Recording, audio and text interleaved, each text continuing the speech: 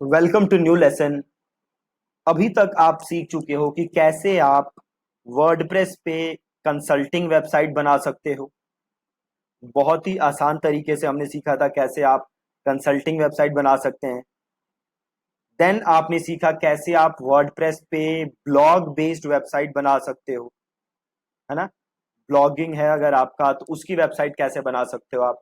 Again वो भी बहुत इजी था। देन आपने ये भी सीखा कि कैसे आप वर्डप्रेस की अपने वेबसाइट की जो लोड स्पीड है उसको कैसे आप इंप्रूव कर सकते हो, क्या क्या सेटिंग्स आप कर सकते हो जिससे कि आपके वेबसाइट की लोड स्पीड अच्छी हो सके। देन आप डिफरेंट प्लगइन्स के बारे में भी सीख चुके हो जो कि आप यूज कर सकते हो अपने वेबसाइट की परफॉर्मेंस को इम्प्रूव करने के लिए। अब से जो हमारे नेक्स्ट 3 से 4 या 5 लेसन्स हैं उसमें हम बात करेंगे कि कैसे आप वर्डप्रेस पे ई कॉमर्स वेबसाइट्स बना सकते हो, आपको क्या क्या चीजों का ध्यान रखना है ई कॉमर्स वेबसाइट्स के लिए, और ई कॉमर्स इन जनरल काम कैसे करता है तो उसके बारे में भी हम बात करेंगे। राइट।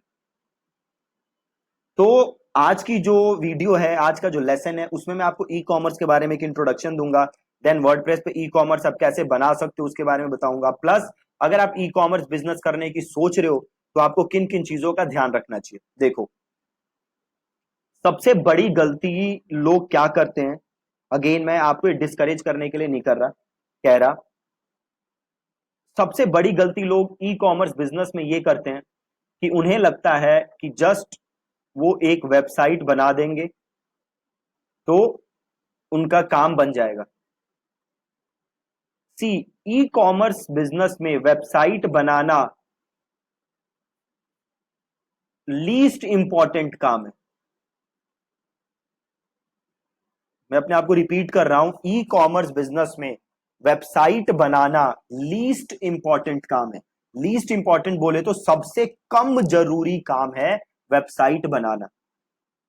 ई कॉमर्स बिजनेस आप जब करते हो तो उसमें बड़ी सारी चीजें हैं। पहला, आप प्रोडक्ट का प्रोक्योरमेंट कैसे करोगे, कहां से प्रोडक्ट लाओगे, इन्वेंट्री के बारे में देखना, कितनी इन्वेंट्री है, कहां से इन्वेंट्री रखोगे, उसकी डिलीवरी के बारे में ध्यान रखना, कैसे डिलीवरी करोगे कैसे नहीं करोगे, सीओडी के बारे में ध्यान रखना, रिटर्न्स के बारे में ध्यान रखना, रिटर्न्स का क्या करोगे कैसे प्रोसेस होगा पूरा। तो बड़ी सारी चीजें हैं ई कॉमर्स बिजनेस में जो आपको ध्यान देना है। और सबसे इंपॉर्टेंट चीज जो मैंने यहां पे नहीं लिखा वो है ट्रैफिक। कैसे आप अपनी ई कॉमर्स वेबसाइट पे ज्यादा से ज्यादा ट्रैफिक भेज सकते हो। अभी देखो, अगर मैं आपसे अभी पूछूं कि इंडिया में कौन कौन सी ई कॉमर्स वेबसाइट्स हैं तो आप नाम बताओ। आपके पास दिमाग में क्या क्या नाम आएगा। चलिए आप, मैं बताता हूं आपको मेरे दिमाग में क्या आ रहा है। नंबर 1 मेरे दिमाग में आ रहा है अमेजॉन। नंबर 2 मेरे दिमाग में आ रहा है फ्लिपकार्ट। नंबर 3 मेरे दिमाग में आ रहा है मिंत्रा। अब सही बोल रहा हूं, अभी आगे इसके बाद आगे दिमाग में कुछ नहीं आ रहा। अमेजॉन, फ्लिपकार्ट, मिंत्रा के बारे में अगर थोड़ा सा और मैं दिमाग पे जोर डालूं, देन स्नैपडील है, देन पेटीएम मॉल है, और क्या है, मेजर यही दिमाग में आ रहा है मेरे। बट क्या इंडिया में बस 6 या 7 या 10 ई कॉमर्स वेबसाइट्स हैं? जी नहीं, इंडिया में लाखों ई कॉमर्स वेबसाइट्स हैं, लाखों ई कॉमर्स वेबसाइट्स हैं। और मैं गारंटी दे रहा हूं आज आपको, उसमें से 90% वेबसाइट्स महीने का 10 लाख रुपए का भी रिवेन्यू नहीं करती होंगी। 10 लाख तो ज्यादा बोल दिया मैंने, 5 लाख का रिवेन्यू भी नहीं करती होंगी। क्यों नहीं करती होंगी? क्योंकि मेजॉरिटी लोग ध्यान देते हैं किस चीज पे, वेबसाइट के ऊपर और बाकी तामझाम की चीजों पे, जबकि मेन चीज है आपका ट्रैफिक। वेबसाइट फर्स्ट स्टेप है, बट वेबसाइट आपके ई कॉमर्स बिजनेस का सक्सेस गारंटी नहीं करेगा। क्या करेगा सक्सेस गारंटी? ट्रैफिक, और वो ट्रैफिक कन्वर्ट हो, ये आपके बिजनेस की सक्सेस गारंटी करेगी। ठीक है, तो वेबसाइट बिल्कुल जरूरी है, बट आप मेन प्रायोरिटी वेबसाइट को मत बनाना, आप बाकी सारी चीजों पे भी ध्यान देना, तभी आप एक सक्सेसफुल ई कॉमर्स बिजनेस बना सकते हो। अब मैं बात करता हूं कि अगर आप ई कॉमर्स वेबसाइट बनाना चाहते हो तो आपके पास ऑप्शंस क्या क्या हैं। देखो, आपके पास ऑप्शन है शॉपिफाई का, आप शॉपिफाई यूज कर सकते हो और और अपनी ई कॉमर्स वेबसाइट बना सकते हो। शॉपिफाई के साथ दिक्कत क्या है, शॉपिफाई में होता है मंथली सब्सक्रिप्शन। ठीक है जी, शॉपिफाई में है आप मंथली सब्सक्रिप्शन, आपको मंथली शॉपिफाई को फीस देनी पड़ती है, प्लस जो भी आप सेल करते हो उस पे एक सर्टन कमीशन भी देना पड़ता है। सपोज आपने 1 करोड़ की सेल की तो उस पे एक सर्टन कमीशन होता है, परसेंटेज होता है जो आपको शॉपिफाई को देना पड़ता है। वो अलग अलग प्लान्स के लिए अलग अलग कमीशन है। प्लस अगर शॉपिफाई का अपना पेमेंट प्लेटफॉर्म यूज करते हो तो उसके लिए शायद फ्री है या कुछ और रेट है। तो ये शॉपिफाई यूज कर सकते हो आप। शॉपिफाई के अलावा भी और बड़े सारे ऑप्शन हैं जो कि आप ई कॉमर्स के लिए यूज कर सकते हो। राइट, अभी जो सबसे फेमस है वो है शॉपिफाई, बट शॉपिफाई के अलावा भी बड़े सारे प्लेटफॉर्म्स हैं। अगेन, शॉपिफाई के साथ दिक्कत क्या है कि शॉपिफाई पेड है। Right, Shopify is not free. अब बात करते हैं वर्डप्रेस की, कि हम वर्डप्रेस क्यों यूज करेंगे ई कॉमर्स के लिए। पहली चीज तो फ्री है, सबसे मेजर चीज। जो शॉपिफाई में आप मंथली सब्सक्रिप्शन दे रहे हो वो देने की आपको वर्डप्रेस में जरूरत नहीं है। ठीक है, वर्डप्रेस के लिए आपको क्या चाहिए, जस्ट आपको चाहिए डोमेन होस्टिंग और आप अपनी वेबसाइट बना सकते हो। ठीक है जी, बहुत ही ज्यादा इजी। अब जो आपका वर्डप्रेस था वो ई कॉमर्स के लिए नहीं डेवलप किया गया था, है ना। वर्डप्रेस किसके लिए डेवलप किया गया था, तो वर्डप्रेस डेवलप किया गया था ब्लॉगिंग के लिए और कंपनीज की जो वेबसाइट है उसके लिए डेवलप किया गया था। तो अगर आपको वर्डप्रेस पे ई कॉमर्स करना है तो आपको एक प्लगइन का यूज करना पड़ेगा, और उस प्लगइन का नाम क्या है, उस प्लगइन का नाम है वू कॉमर्स। ठीक है, उस प्लगइन का नाम क्या है, वू commerce.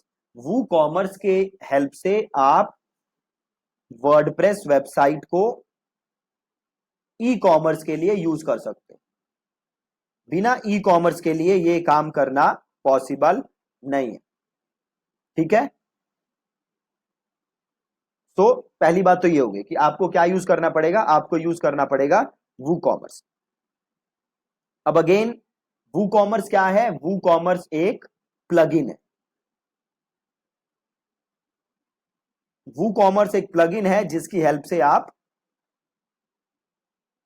E commerce website WordPress के ऊपर बना सकते हो। जैसे हमने और बड़े सारे प्लगइन्स देखे हैं ना जिसकी हेल्प से हम वर्डप्रेस को इंप्रूव कर सकते हैं, सिमिलरली वैसे ही आपका वू कॉमर्स है जिसकी हेल्प से आप ई कॉमर्स वेबसाइट वर्डप्रेस के ऊपर बना सकते हो।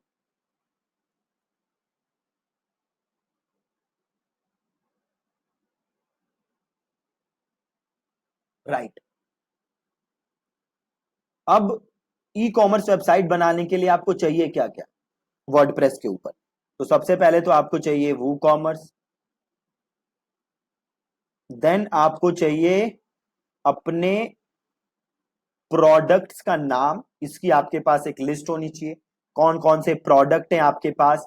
देन आपके पास होना चाहिए इन प्रोडक्ट्स का डिस्क्रिप्शन। ठीक है, देन आपके पास होनी चाहिए इनकी प्राइसिंग डिटेल, आप क्या क्या प्राइस है प्रोडक्ट का, आप कोई डिस्काउंट दे रहे हो या नहीं दे रहे।